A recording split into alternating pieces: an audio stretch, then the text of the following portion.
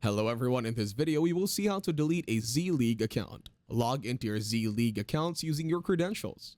Once logged in, navigate to the account settings page. This page typically contains various options related to your account management. Within the account settings, locate the option for account deletion or account closure. The specific wording may vary, but it is usually found under a section related to account preferences or privacy settings.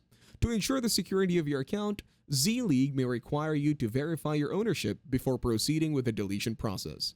This step often involves entering your account password or providing additional information for verification purposes. After successfully verifying your ownership, you will be prompted to confirm your deletion request.